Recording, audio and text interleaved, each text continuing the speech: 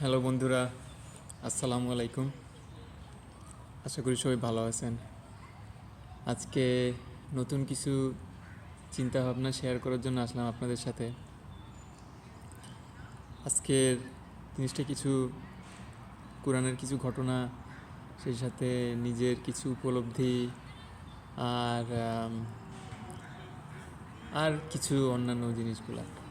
যে জীবনটার কথা হচ্ছে যে মানুষের জীবনের ভুল নিয়ে আজকে আমি কথা বলবো আপনাদের সাথে।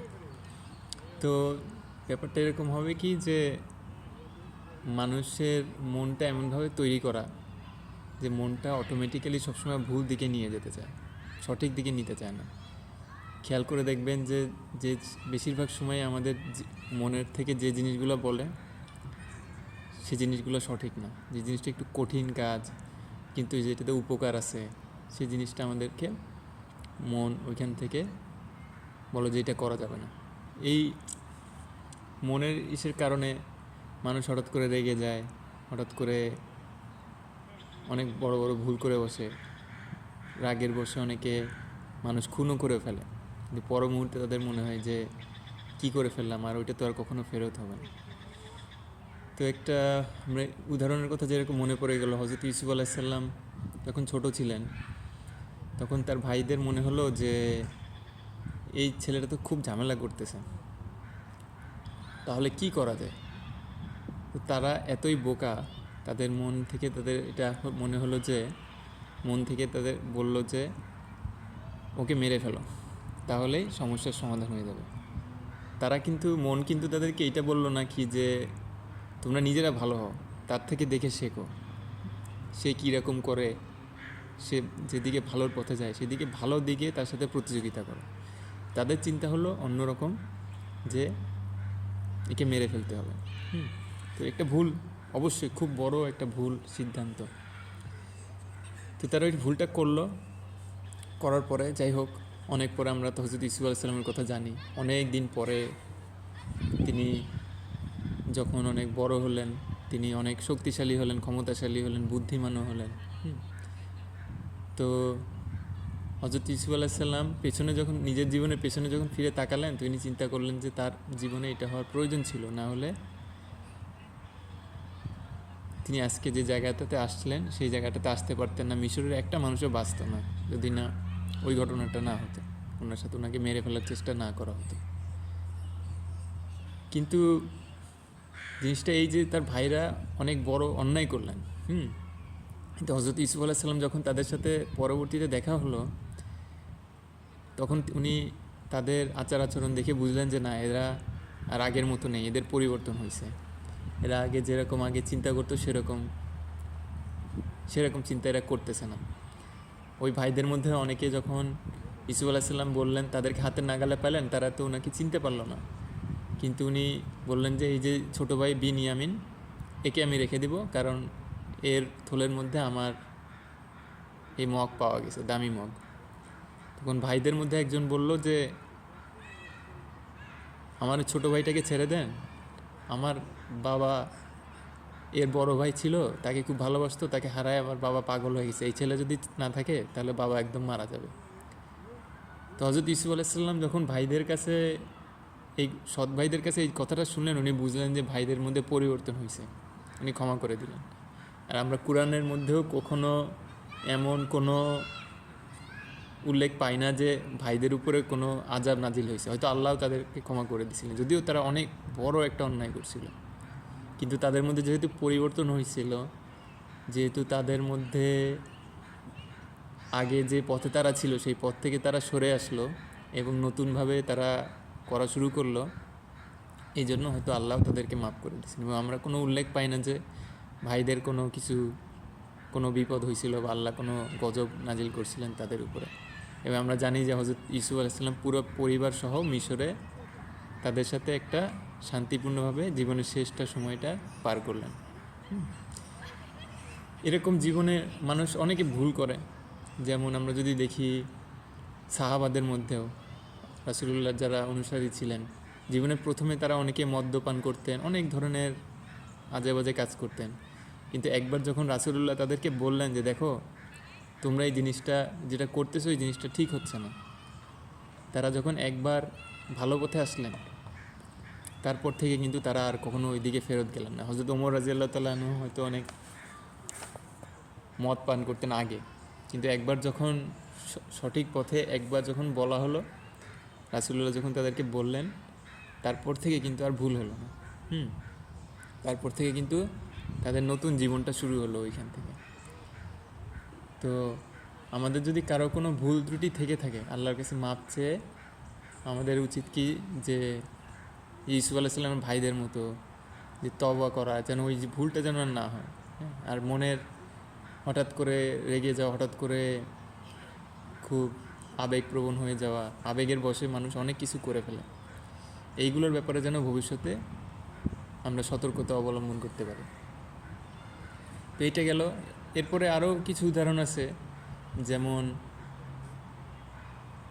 লিও টলস্টয় ছিলেন রাশিয়ার একজন খুব বড় বিখ্যাত, উনি খুব একজন আধ্যাত্মিক মানুষ বা পবিত্র মানুষ, এরকম রাশিয়ার মানুষজন তাকে ওইভাবে তাকে শ্রদ্ধা করতো। উনি যখন রাস্তা দিয়ে হেঁটে যেতেন তখন মানুষজন এসে ওনার কাপড়ের জামার একটা অংশ একটু ধরতো, ধরে মনে করতো যে আমার দিনটা পবিত্র হয়ে গেল। এই লিও টলস্টয় তার জীবনের প্রথম দিকে খুব উশৃঙ্খল জীবনযাপন করতেন। উনি এমন কোনো কাজ করতেন না যে উনি করতেন না, জুয়া খেলা, মদ খাওয়া, মারামারি করা। কিন্তু তারপরে ওনার জীবনে যখন একবার পরিবর্তন আসলো, উনি সম্পূর্ণ ওই পুরানো জীবনের ওইটা থেকে সম্পূর্ণ সরে গেলেন। ওই জীবনে উনি আর ফিরে আসলেন না, এবং আল্লাহ তাকে কবুল করে নিলেন, এবং তার সম্মান, মান, মর্যাদা সব কিছু বেড়ে গেল কাজের উপরে। যদি একটা ভুল হচ্ছে, সেই ভুলটা শুধরায় উনি ভালো পথে আসলেন, ওনার মনেও শান্তি চলে আসলো, সব সম্মানও পেলেন, সব কিছুই হলো। কিন্তু উনি এমন না যে সম্মানের জন্য এটা করছেন, উনি দেখছেন যে এই জিনিসটা ভুল, এই জিনিসটা করা ঠিক হচ্ছে না, ওইটা খেয়াল করলেন। একবার বলার পরে দ্বিতীয়বার ওনাকে আর বলা লাগলো না, একবার বোঝার পরে দ্বিতীয়বার ওনাকে আর বোঝানো লাগলো না। এইটা গেল যদি আমরা ভুলটা শুধরাই একবার বলার পরে যদি সেটা আর পুনরাবৃত্তি না করি, এইটা হচ্ছে একটা ব্যাপার। তাহলে আমরা দেখা যাচ্ছে যে লিও টলস্টয় যেরকম খুব একটা নিকৃষ্ট মানুষ ছিলেন, সেখান থেকে এমন একটা মানুষ হলেন যা অলিয়া উলিয়ার মতো, যে ওনার কাপড়ের একটা অংশ যখন উনি রাস্তায় হেঁটে যেতেন মানুষ দাঁড়ায় থাকতো, ওনার কাপড়ের একটা অংশ একটু ধরতো, মনে হতো যে আমার আজকের দিনটা পবিত্র হয়ে গেল। হযরত ওমর রাদিয়াল্লাহু তাআলা আনহু ছিলেন খুব রাগী, খুব মদ পান করতেন, অনেক কিছু করতেন, মারামারি করতেন। তো যখন একবার ভালো পথে আসলেন, যখন একবার ওনাকে বলা হলো যে এটা ভালো না, এটা ছেড়ে দাও, সারা জীবনের জন্য ছেড়ে দিলেন। এমন হয়নি যে উনি পরে আবার মদ খেতে গেলেন, পরে আবার নিয়ম ভাঙলেন। নিয়মের মধ্যে যখন একবার ঢুকলেন, সেই নিয়মটা উনি নিজের জীবন দিয়ে হলেও রক্ষা করলেন। তো এমনও এরকম হচ্ছে ভালো জিনিসের নিয়মের ব্যাপার। ওনারা তো ফিরে যাননি, যদি ফিরে যেতেন তাহলে আবারও তো একই রকম ঘৃণ্য জীবনের মধ্যে ঢুকে যেতেন, তাই না? তো এরপর আসা যাক যে কিছু উদাহরণ আছে যেটাতে বারবার বলার পরেও যদি মানুষ না শুধরায়, একই ভুল বারবার করতে থাকে, বারবার দিনের পর দিন, বছরের পর বছর, তাহলে কি হয়? আমরা দেখছি যে হজরত নূহ আলাইহিস সালামের কথা বলছি। হজরত নূহ আলাইহিস সালামের যে যে গোত্র, উনি ওনাদেরকে বারবার করে বলছেন যে দেখো এটা করো না, দেখো এটা করো না, এটা অন্যভাবে করো, এটা করো না, এটা অন্যভাবে করো, এটা করো না, তোমরা যে কাজগুলো করতেছো এই কাজগুলা ভালো কাজ হচ্ছে না, এই কাজগুলো তোমরা ঠিক করতেছো না, এটা ঠিক মতো করো, এটা ঠিক মতো করো, করলো না।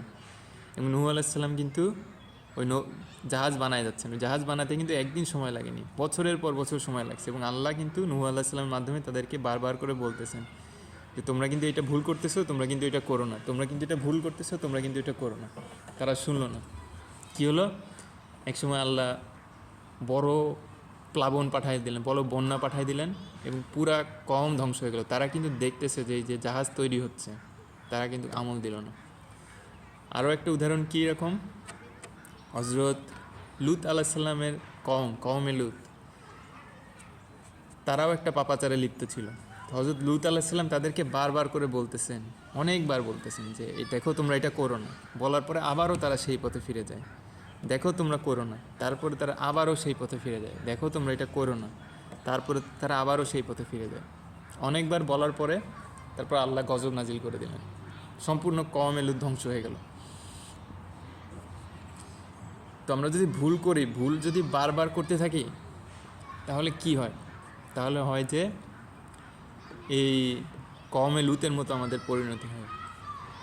নূহ আলাইহিস সালামের অনুসারীদের মতো, অনুসারী না, গোত্রের মানুষের মতো, যারা ওনার কথা শুনলেন না, বারবার বলার পরে বলে যে সেটা পরে শুনবো, আর এক সময় শুনবো। একবার সঠিক পথে আসতে হয় এবং ওইখান থেকে ফিরে যেতে হয় না। আবার হযরত মূসা আলাইহিস সালামের অনুসারীরাও, তাদেরকে বারবার করে বলা হলো যে তোমরা এই ভুলটা করো না, তোমরা অন্য কোনো দেবদেবীর উপাসনা করো না, বা একটা কাজে নিষেধ করা হলো।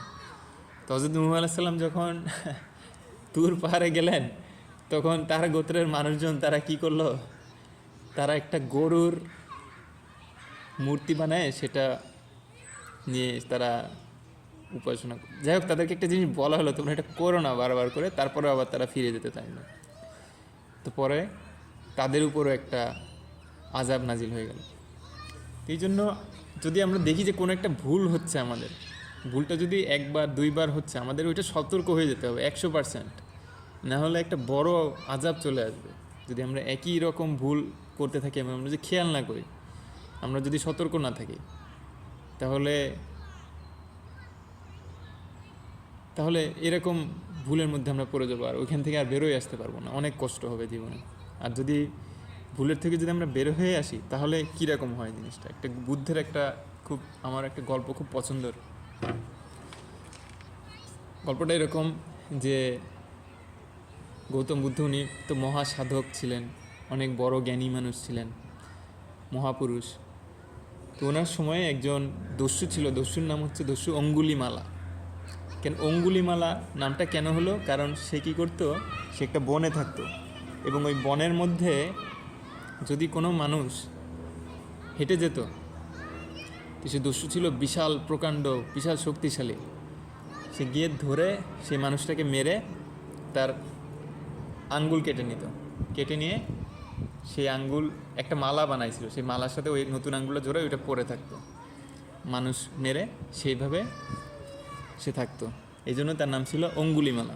তো একদিন বুদ্ধ ওই বনের মধ্যে হেঁটে যাচ্ছিল, এইভাবে ওই লোকটা অঙ্গুলিমালা 999টা মানুষ মারছে, এবং তার লক্ষ্য ছিল যে এইভাবে সে মারতেই থাকবে যত মানুষ যাবে। তো বুদ্ধ যখন ওই বনের মধ্যে দিয়ে হেঁটে যাচ্ছে, তখন অঙ্গুলিমালা দেখতেছে যে এই একটা লোক হেঁটে যাচ্ছে, কিন্তু বুদ্ধ মহাপুরুষ ছিলেন, মহাসাধক ছিলেন, তো বুঝতেছে যে একটা সাধারণ মানুষ না। সাধারণ মানুষ তো হেঁটে গেলে তো একরকম, কিন্তু সে শান্ত স্থিরভাবে হেঁটে যাচ্ছে, কোনো ভয় ভীতি ছাড়া। তো সে অঙ্গুলিমালা চিন্তা করলো, যাই হোক, মানুষ হোক দেবতা হোক, আমি একে মারবো। ঠিক, সে তার তলোয়ার নিয়ে সে দৌড়াইতেছে বুদ্ধকে ধরার জন্য। বুদ্ধ আস্তে আস্তে হেঁটে যাচ্ছে, কিন্তু গল্পে আছে এরকম যে সে যত জোরেই সে দৌড়ায়, সে বুদ্ধের নাগাল পাচ্ছে না।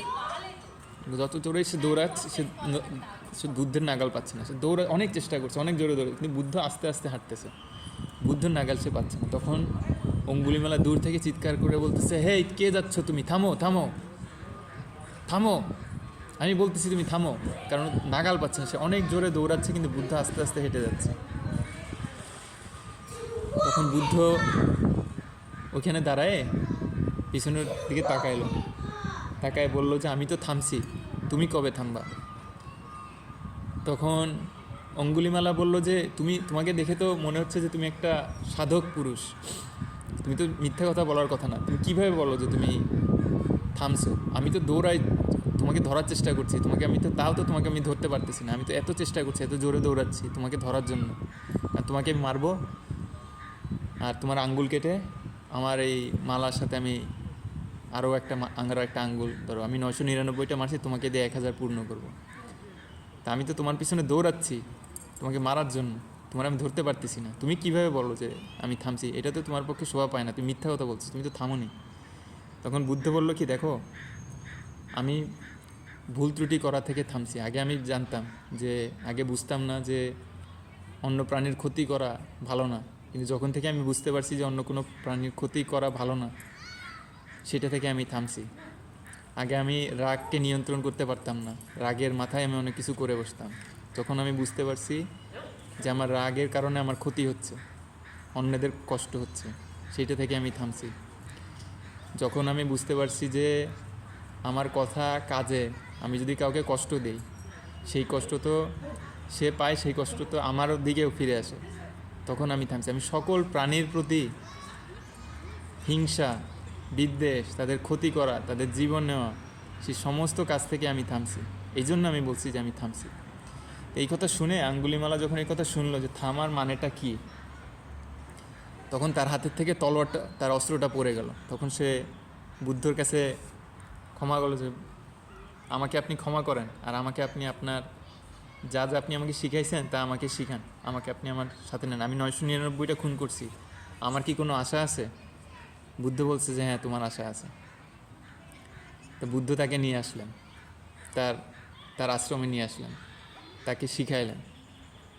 তাকে শিখাইলেন।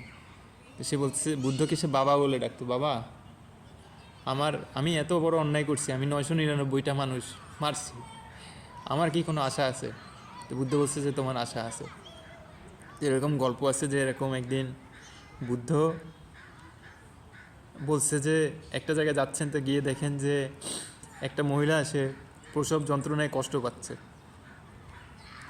তো তখন অঙ্গুলিমালা, সে তো আগে মানুষের ক্ষতি করতো, মানুষের জীবন নিত, এখন তো সে ভালো পথে আসছে, বুদ্ধের বুদ্ধের বুদ্ধের যখন স্মরণে আসছে, তখন বুদ্ধের কাছ থেকে শিখছে যে কোনো প্রাণীর ক্ষতি করতে হয় না। তখন থেকে ওটা শিখছে, সে চেষ্টা করে যাচ্ছে সবসময়। তো এখন ওই মহিলার কষ্ট দেখে অঙ্গুলিমালার খুব কষ্ট লাগতেছে। বলছে, বাবা, এই মহিলা এত কষ্ট পাচ্ছে প্রসব যন্ত্রণায়, কি করা যায়? তো বুদ্ধ বলতেছে যে তুমি গিয়ে ওকে নাকি বলো যে মা, আমি আমার জীবনে কোনো প্রাণীর ক্ষতি করিনি, আমার এই কথার, আমার এই ভালো কাজের উসিলায় যেন তোমার প্রসব যন্ত্রণাটা কমে যায়। তখন অঙ্গুলিমালা বললো যে বাবা, আমি 999টা মানুষ খুন করছি, আমি কিভাবে বলি যে আমি কোনো মানুষের ক্ষতি করিনি? আমি এটা বললে তো মিথ্যা কথা বলা হবে। তখন বুদ্ধ বলছে যে না, তুমি যখন থেকে তোমার ভুলটা বুঝতে পারছো, যখন থেকে তুমি ভুলের পথ থেকে সরে আসছো, তখন থেকে তোমার নতুন জীবন শুরু হয়েছে। তুমি বলো যে আমার নতুন জীবনে আসার পরে থেকে আমি কোনো প্রাণীর ক্ষতি করিনি, আমার এই এই ভালো কাজের উসিলায় মা তোমার প্রসব যন্ত্রণাটা যেন কমে যায়। তখন অঙ্গুলিমালা ওইটা বললেন, সেই মহিলা, তার প্রসব যন্ত্রণাটা কমে গেল, সে ভালোভাবে বাচ্চা প্রসব করলো। কিন্তু এর এইটা জিনিসটা জিনিসটা এরকম যে ঠিক আছে, যখন আমরা ভুলটা বুঝতে পারলাম, তওবা করলাম, একবার ফিরে আসলাম, তাহলে আমাদের ওইখান থেকে আল্লাহ আমাদের হয়তো কবুল করে নিলাম, আমাদের ভালো হল। কিন্তু ওইটাতে যদি আমরা বারবার করে ফিরে যাই, তাহলে কিন্তু কোনো কিছু হবে না, তাহলে ওই আযাবটা আমাদের কাছে বারবারই আসতে থাকবে। তো এরকম গল্প আছে যে অঙ্গুলিমালা উনি যখন কোনো ধ্যান করতে বসতেন, তখন ওনার সব ওই পুরানো কথা মনে পড়তো। উনি যে তো পাপ কাজ করছেন, মানুষকে কষ্ট দিয়েছেন, সেই মানুষরা মারা যাওয়ার সময় তাদের যন্ত্রণা, ওইগুলো তার মাথায় আসতো। উনি রাতে ঘুমাতে পারতেন না, পুরানো কথা চিন্তা হইতো, সব সময় মাথার মধ্যে আসতো। তো কোনো একটা জায়গায় যাচ্ছেন, দেখা যাচ্ছে কেউ কোনো একটা কিছুতে, অন্য কোনো কিছুতে ঢিল মারলো, সেই ঢিলটা এসে তার গায়ে লাগতো, বা উনি খাবার মুখে দিলে সে খাবারের স্বাদ থাকতো না, ওইটা ওইটা খুব কষ্ট লাগতো। সবসময় কখনো মনের মধ্যে শান্ত থাকতো না, সবসময় মনের মধ্যে ওই পুরানো চিন্তাগুলো আসতো। তো উনি বুদ্ধকে গিয়ে বললেন যে বাবা, আমি তো এত কষ্ট হচ্ছে আমার, আমি কি করব? এখন বুদ্ধ বললেন কি যে দেখো বাবা, তুমি যে কাজগুলো করছো ওই কাজগুলো তো ঠিক হয়নি, প্রতিটা কাজেরই তো মাসুল দিতে হবে। এখন তোমার যে রাতে ঘুম হচ্ছে না, এখন তোমার যে কষ্ট লাগতেছে, এই জিনিসটা হচ্ছে তোমার ওই ভুলের মাসুল। তুমি এখন যে কষ্ট হচ্ছে এইটারে তুমি রহমত হিসাবে না, তোমার আগের যে পাপ সেটাতে কাটা যাচ্ছে। তা আমরা যখন কোনো একটা পাপ অন্যায় করি, ভুল করি, সেইটাতে কিন্তু শুধু আমরা অন্যের ক্ষতি করতেছি তা না, আমাদের নিজেদেরও ক্ষতি হচ্ছে। কিন্তু ওই যে অঙ্গুলিমালা, উনি ভালো পথে আসার পরেও মনের মধ্যে ওই জিনিসগুলাই কিন্তু ঘুরতেছে যে আমি তো এটা করছিলাম। ওই জিনিসটা কিন্তু চলে আসছে, রাতে ঘুমাতে পারতেছে না, ভয় লাগতেছে, কষ্ট লাগতেছে, এবং বিভিন্ন কারণে তার জীবনটা কঠিন হয়ে যাচ্ছে। দেখা যাচ্ছে যে কোনো একটা পাথর হঠাৎ করে তার গায়ের মাথার এসে লাগলো, বা কোনো একটা হঠাৎ করে এটা কঠিন রোগ হলো। এই সমস্ত কিছু বুদ্ধ বললেন যে বাবা তুমি এটা দাঁতে দাঁত চেপে সহ্য করো, এটা তুমি করো না। কিন্তু তোমার যে নতুন পথে আসছো, যে তুমি আর কখনো কোনো প্রাণীর ক্ষতি করবে না, এই জিনিসটা তুমি, তোমার জীবনও যদি চলে যায় তাও তুমি এইখান থেকে সরো না। তো আমরা যখন একটা ভুল করি অন্যদের উপরে, সেই ভুলটা 100,000 গুণ বেশি এসে আমাদের উপরে এসে লাগে। আমাদের ঘুম চলে যায়, আমাদের টেনশন, মনে শান্তি থাকে না। মনে শান্তি না থাকলে মানেই বুঝতে হবে যে আমাদের কোনো একটা, আমাদের ওই পাপের শাস্তি এমন হচ্ছে। কিন্তু যদি তাও হয়ও, যদি তাও যেন আমরা ফিরে না যাই, আবার এই ভুল পথে যেন ফিরে না যাই। তো বুদ্ধের একটা কথা আছে যে, অঙ্গুলিমালাকে নিয়ে তার একটা কথা আছে যে যখন কোনো মানুষ খারাপ পথ থেকে ভালো পথে আসলো, জিনিসটা এমন হলো যেন একটা চাঁদ মেঘ দিয়ে ঢাকা ছিল, মেঘটা সরে গেল আর আমরা চাঁদ দেখতে পারলাম। তখন সে ওই রকম চাঁদের মতো সে জল জল করতেছে। কিন্তু যেন ওই মেঘটা যেন সরে যায়, আমাদের যেন দেখতে হবে যে মেঘটা যেন আবার ফিরে এসে এই চাঁদটাকে ঢেকে না দিতে পারে, মেঘটা যেন সবসময় সরে যায়। আমাদের অন্যায়ের কাজের জন্য আমাদের খেসারত দিতে হবে, 100% দিতে হবে, আমাদের কষ্ট ওটা হবেই। কিন্তু আমরা যেন ভুল একবার বলার পরে যেন সেটা না হয়, 2বার বলার পরে, যেন 3বার বলার পরে যেন 100% আমরা বুঝতে পারি যে এইটা যেন আর পুনরাবৃত্তি না হয়। তাহলে আমাদের লূত আলাইহিস সালাম এর মতো, কওমের মতো পরিণতি হবে। আমি কথাটা শেষ করতেছি একটা জিনিস দিয়ে। মার্কিন সৈন্যরা যখন ভিয়েতনাম যুদ্ধ থেকে ফিরে আসলো, তখন তাদের একটা কিছু কিছু সৈন্যের মধ্যে একটা জিনিস দেখা গেল যে তারা রাতে আর ঘুমাতে পারে না। তারা মদ খাচ্ছে ভুলে থাকার জন্য, রাতে ঘুমাতে পারতেছে না, আত্মহত্যা করতেছে অনেকে। তখন 70 সালের দিকে ভিয়েতনাম যুদ্ধের পরে তখন নতুন একটা মানসিক রোগের কথা জানা গেল, যেটা হলো PTSD, post traumatic stress disorder বলে। এটা সবচেয়ে কঠিন মারাত্মক মানসিক রোগ এখন পর্যন্ত জানা, যেটা আমি যতদূর জানি, আমার জানা মতে।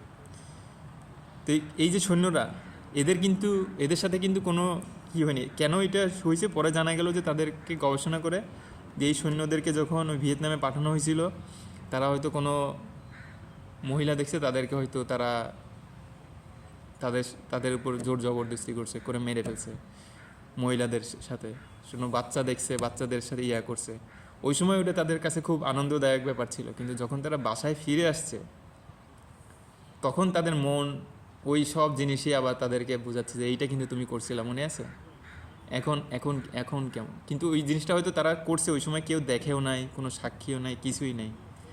তারপরেও আল্লাহর এমন একটা জিনিস যে ওই জিনিসটা আবারও তাদের রাতের ঘুম কেড়ে নিছে। তাদের জীবনে কোনো একটা বিপদ হচ্ছে, তাদের মনে হচ্ছে যে আমি যে পাপ করছিলাম এটা বুঝি তারই প্রায়শ্চিত্ত, এটা বুঝি তারই ফলশ্রুতি, বা আমার এইটার কারণে হয়তো এইটাই হচ্ছে। কিন্তু ওই যে একটা মহিলাকে তারা কষ্ট দিছে, একটা বাচ্চাকে তারা কষ্ট দিছে, সেইটা কেউ দেখে নাই, কোনো সাক্ষী নেই, কিছু নেই। কিন্তু তাদের মন দেখছে, তাদের মন বলছে করতে, এবং মন ওইটা দেখছে, মন রেকর্ড করে রাখছে। এবং পরে রাতের পর রাত তারা ঘুমাতে পারে না, টেনশন, স্ট্রেস, ভয় লাগে, অনেকে আত্মহত্যা করতেছে। তাদের কোনো পৃথিবীর কোনো কারাগার তাদের শাস্তি দেয়নি, কোনো আদালত তাদের শাস্তি দেয়নি, কিন্তু নিজের মনের আদালত থেকে তারা আর বেরোতে পারে নাই। তো আমরা এই জিনিসটা যেন আমরা মনে রাখতে পারি। ভুল যদি একবার হয়, একবার যদি আমাদের সতর্ক করে দেয়, হযরত নূহ আলাইহিস সালাম যেরকম তার কওমকে সতর্ক করে দিয়েছিলেন, কওমে লূত, যেন আমরা তাদের মতো না হই। আমরা যেন এমন হই যে একবার ভুলের পরে, একবার বুঝাই দেওয়ার পরে দ্বিতীয়বার যেন ওইটা না হয়, যেন আমার জীবন চলে যাবে তাও যেন না হয়। কারণ আমরা যদি করি, ওই আমরা বলি না যে আল্লাহ তুমি মহান, আমি জালিম, এই জুলুমটা যদি আমরা নিজেদের উপরে করি, তাহলে আমাদের মনের শান্তি চলে যাবে। আমাদের মনে রাতের ঘুম চলে যায়। আমরা যদি মনে হয় যে আমার কেন ঘুম হচ্ছে না, আমার কেন ঘুম হচ্ছে না, আমার কেন অস্থির লাগতেছে, কারণ কি? কারণ হয়তো আমার দিক থেকে কোনো ভুল হয়েছে। আল্লাহ তুমি মহান, আমারই ভুল হয়েছে, আমিই জানি। লা ইলাহা ইল্লা আনতা সুবহানাকা ইন্নী কুনতু মিনাজ জালিমিন। তো আমাদের যদি কোনো ভুল হয়েও থাকে, আল্লাহ ক্ষমাশীল। আল্লাহ যেরকম ইউসুফ আলাইহিস সালামের ভাইদেরকে ক্ষমা করে দিছিলেন, আল্লাহ যেরকম হজরত ওমর রাদিয়াল্লাহু তাআলা অন্য সাহাবীদেরকে ক্ষমা করে দিছিলেন, সেরকম আমরাও ক্ষমা পাইতে পারি, কিন্তু যেন আবার ওই ভুল পথে চলে না যায়। কওমে লুতের মতো, কওমে নূহের মতো আমরা যেন নিজের জীবন দিয়ে হইলেও যেন ওই ভুলটা দ্বিতীয়বার না হয়, এইরকম যেন ভাবে আমরা থাকতে পারি। তাহলে আমাদের জীবনটা সুন্দর হবে। তো আশা করি আপনারা ভালো থাকবেন। অনেক শুভকামনা থাকলো। আমার জন্য দোয়া করবেন। যারা দেখতেছেন, যদি কোনো উপকারে লাগে এই কথাগুলো, আমার জন্য দোয়া করবেন যেন আমিও সঠিক পথে থাকতে পারি, ভুল পথে না যেতে পারি। আর একজনের জিনিসটা মেরে দিয়ে আমি খাইলাম, কিন্তু খেয়ে কী হয়, পরের দিনই তো ওটা বাথরুমের সাথে চলে যায়। কিন্তু আর একজনকে কষ্ট দিয়ে তার ক্ষতি না করে ওইটা যদি আমি ছেড়ে দিলাম, তাহলে আমি আমার রাতের ঘুমটা আমার থাকলো। কিন্তু যদি আমি আর একজনের সাথে অন্যায় করলাম, আমার রাতের ঘুমটা চলে গেল, মনের শান্তি চলে গেল। খাবার মুখে, পোলাও কর্মা মুখে ঢোকার সাথে সাথে মনে হবে যে ছাই। সুন্দর পালঙ্ক, নরম গদি, সোনার খাট, মনে হবে যে লোহার তৈরি, ওখানে আর ঘুম আসবে না।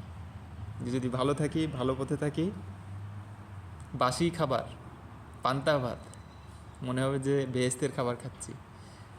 আর কাঠের তক্তা, তাতেই ঘুমাই যাব।